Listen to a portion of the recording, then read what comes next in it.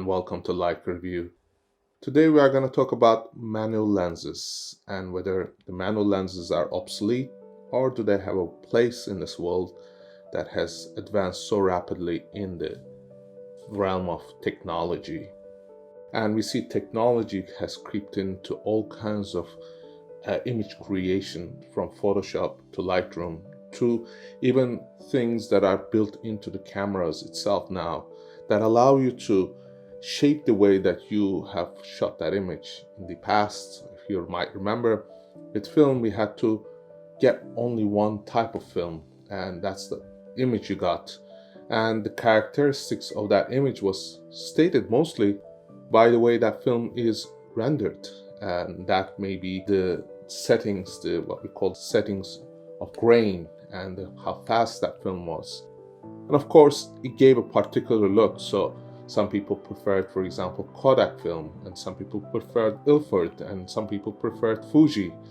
And whatever film they used, they created a certain look, and that certain grain had become synonymous with the idea of photography. Today we have all those simulations that you can apply to an image and to get a very similar look, yet it has gone beyond that. If you wanted an absolute clean image with no noise and get very sharp image, you can do that. And you can even do that with very cheap cameras and very cheap lenses. So where does that put Leica in itself? Is it the overpriced camera, overpriced lens? Or is there more that we can see from purchasing a lens that has been time tested and is built with absolutely the highest standards in technology? And these are questions that have been answered in some form or another throughout our reviews. But the review today is mostly a discussion in terms of how well does manual lenses perform, and do they actually have a place in this world? And that is very important, because people are assuming that if they do not have autofocus lenses, that they will not be able to photograph. A lot of people, they would be very afraid to use a manual focus lens. Yet manual focus, the understanding of aperture, the shutter speed, ISO settings, even the settings that you have with terms of lens, how much you turn, how you focus, that allows you to have a foundation in terms of photography, knowledge, know-how. If you have no idea what an aperture is and have no understanding of the aperture's relationship to the shutter speed and how that would affect the image, is an absolute nonsense in terms of someone claiming to have a firm understanding of photography. And today we're seeing younger and younger generation of all buying cameras, not knowing any of this, and calling themselves photographers. In fact, there are people that claim to be photographers shooting with iPhones that have none of these settings. They just photograph. And to a certain extent, I can't blame them, because the image is what it is. And if it's the art of image creation, it does make somewhat of a sense that they have created something with the use of technology. And technology has creeped into a level where you are actually getting images manipulated within your smartphone, what they call the portrait settings, that can throw the background out of focus or change the background to create the illusion that it was shot with a much faster lens. And the fact that you could crop that image down, assuming that it gives you a different field of view, these are all things that have been part of our world as we live in. So what happens to the man who has a Leica M, M10, M6, M8 and goes out photographing without the internal stabilization, without the lens stabilization, without the focus aid, without zebras, without the LCD screen that aids in getting the accurate focus? Even all those things, they are there for people to take easier and easier photographs. Yet, easier doesn't always make a good photographer. And that is something that has been questioned, that has been asked time and time again. People asking, do we still need manual lenses? And if manual lenses are there, shouldn't they cost a lot less than automatic lenses, autofocus lenses? And I tell you why they should cost more. Because they're built with a different technology. They're built in a way that you turn the lens. There's a hard stop on one end, hard stop on the other. And you build a skill set of turning that lens aperture and focus, and you learn how to use it. You learn what is in focus and what's out of focus. That zone system, knowing what will be in focus even if you don't exactly nail in the focus, but falls into that in focus area. So what happens when somebody is faced with a lens that only functions with a camera, and the system is all run by a system that is powered, all electronics? Where does the line is drawn, whether the photograph is taken by the camera or by the photographer? There's a very distinct line, because a lot of people take images without giving the consideration of what the bokeh should be, without understanding the composition, framing, because the photograph is taken so easily with the camera itself. That camera sets the image as it should see it. A lot of cameras you'll see is auto white balance. They set the temperature of the color that they see. Although they're very accurate, is that the image you want to create? What about if you wanted to create a nighttime look using daylight? How would you set your Kelvin scale? Or would you know how to set the Kelvin scale? And what is the most pleasing temperature for the skin tones of a person for your settings? And what if you are using flash? All these things are variances that needs to be understood when you're doing photography. And certain things that people have been assuming to be true are not always true. The modern lenses, a lot of lenses, are assumed to be better than the older lenses. Are they really? Are they the ones that produce the most accurate image? I'll give you a good example. Leica Noctilux. It costs almost $12,000. Manual focus lens. Very heavy. Extremely hard to use because of shallow depth of field at maximum aperture. You look at its composition. 8 elements in 5 groups. You might be thinking that is a high number.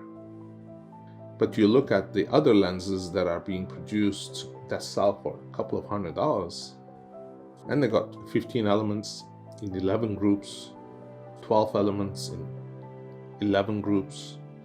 You're wondering, why this complexity? What happens when you put more and more lens elements within a lens to do these corrections, so to say, to get a better image? Does it make it clinical? Does it make it something that has no character? And what happens to those lenses that we have that have stood the test of time, have been repeated year after year with character? That is where the Leica lenses are. Leica lenses have character. They have a certain character. And the older lenses have very different character from one to the other because they were all hand ground. Modern lenses, more specific, more streamlined to produce an accurate image that is accompanied by lens corrections that are built into the camera itself, which you cannot control, by the way. But do you actually want a better, more corrected image without lens distortion? And what about the older times when they had these lenses that you could not do anything with terms of correcting that image to get it those barrel distortions or distortions that the lens had out of the lens. This reminds me of the very infamous story of a famous director. He would order 10 to 12 lenses from the company. He would test them all out. He would select one and send the rest back. Why would he do that? That was because he wanted to have a certain character, and he knew all the lenses had different character. And that's why his films have become legendary. And whom that may be is something that I would like you to investigate, because he is the one who ordered a specialized lens to film in candlelight at 0.8. That's not 0.95, it's 0.8. And he was able to get incredibly beautiful images on film. Today, photo manipulations, compositing, all these things have taken over. In fact, we had an incredible conversation with a bunch of photographers. They said, if your Photoshop skills are so good, you don't even have to take photographs. In fact, today we have technology that creates these looks, these figures, these images that are totally artificially created. They are not real people. So where does the line end and when the line begins? How do we document life? After all, photography should reflect life itself. And if that is true, how are we reflecting life? Are we reflecting in an artificial way? Has our technology advanced to a point where photography has become obsolete? We soon will have cameras that will shoot 24 frames a second, even maybe 30 frames a second. That's like shooting film. You're gonna have choices, 30, 60, 50 images to choose from, instead of taking one single shot. And what happens to that decisive moment? And River Song talked about it. Are you the one who's looking for that decisive moment? And has your Leica has helped you to do that? That is an important question. Because if you are after that decisive moment, then your eyes have been opened to a world where your camera, your lens become an extension of you, rather than they become the way that everything is controlled. You are the one who controls the camera. You're the one who decides what the focus is supposed to be, how the composition is supposed to be. But you take an automatic camera and all that changes, because the decisions are made by the automatic camera. Auto white balance, auto ISO, autofocus. So what's the composition? It's what they think should be. And that is the reason why Leica cameras are still around for a select few. And the fact that they cost a lot more is because they are designed to last a lot longer than a lot of these cameras that come and go. You still can find a market for an M6 that was produced years and years ago. And you still can buy and sell a camera that was produced 4 or 5 years ago that has held its value relatively well. That cannot be said for most of the other brands. Now, getting back to manual lenses. I had deep discussions with people who have suggested that manual lenses are part of history now, that they will no longer exist because the shallow depth of field, because that the cameras have become so intelligent they get the focus in correctly, the eye. What if your desire is not to catch the eye but to focus on something else? Then what happens? Do you override the system? And how much of the thinking process that the camera has to do for you? That is a very important question that a lot of people don't understand, do not even think of, because they think that it should be a certain way. Years ago, when I had these photographs, I showed them to people. They said, wow, they look so good. But how come they are out of focus? They sound blurred. Because the artistic expression that I wanted to create, intentional intent, the artistic intent, that is what is important. And that became a book, which I will give you a link down below in the description section. It's called After Hours.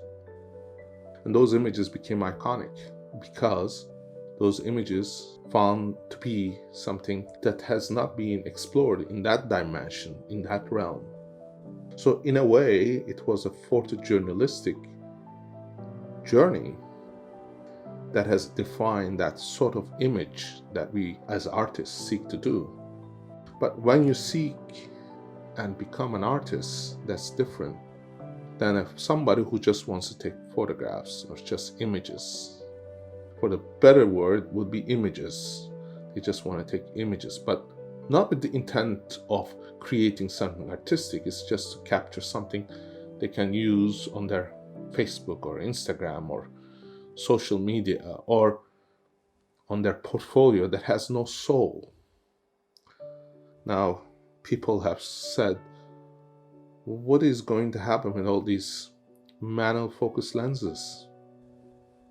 I said, manual focus lenses are going to be around long before those plastic covered lenses with mechanics in it that will eventually fail. You're going to have lenses that are going to last a lifetime, even more, because they are designed well. And what happens to those lenses that have plastic parts in it? The autofocus motors that work, they are going to fail. That is why lenses like these ones here are still around. I buy them and I take photographs with them and they go, wow, that looks very different. That looks very special. And that is because it creates this unique look that the modern lenses lack. This is the reason why I purchased them. Now, recently, Nikon announced a new lens. Well, it's a reproduction of an older design from 1977, which is the 58mm 1.2. That was the lens that called Nocti, which produced incredibly beautiful images wide open at night. Sort of rivaled the look that had been synonymous with Leica's look. And those lenses still sell for about $3,000 US. And then those things just kind of faded away. People forgot about those lenses because they wanted to have the latest f1.4 and they thought that was very good. Now, what happened is the Chinese and the Asian market, they started producing lenses at f1.4, like the something artisans, which I will not mention the name. They produce it for a couple of $100. That is still as fast as an Octolux, and it's still as fast as a Similux, costing what, 1/10 the price. And then you wonder, what's the difference? Well, the difference is there. It's just the only eye that can see it is the eye that has been trained. Otherwise they say, oh, it just looks just like the other one, I like the look. No, that doesn't work that way. An Octolux is a very special lens, creating that 3D separation. If you can't see it, well, I'm sorry, you are not meant to own that lens. You are not meant to look at that lens because you don't see the difference. And if you can't see the difference, it's like whether you're riding in a bus or you're riding in a limousine. They're both big, but the difference is very different.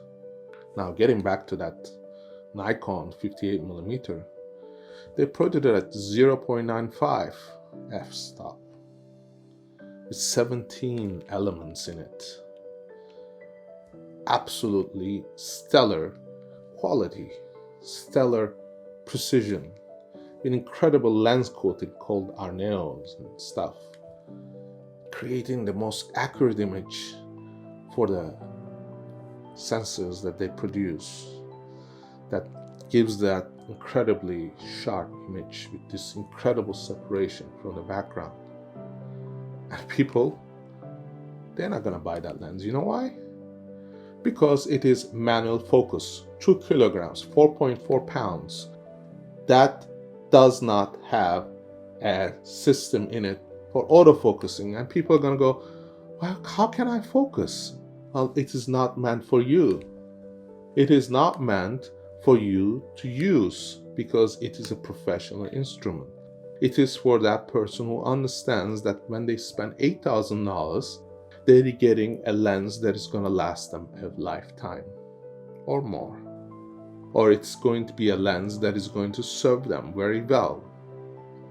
Just like a Leica lens does. These lenses that I have here, they're not all Leicas. Look at this one here. This is a Pentagon. I did a review on this. Incredible lens. Produced by no other than people at Zeiss. But people don't know about this. You can adapt them to all kinds of cameras. But people not use these lenses because they don't know about it.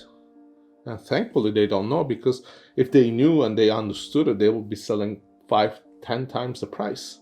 In fact, they will be selling it more than the current lenses in the market. Which brings me to the next part of our discussion about lenses.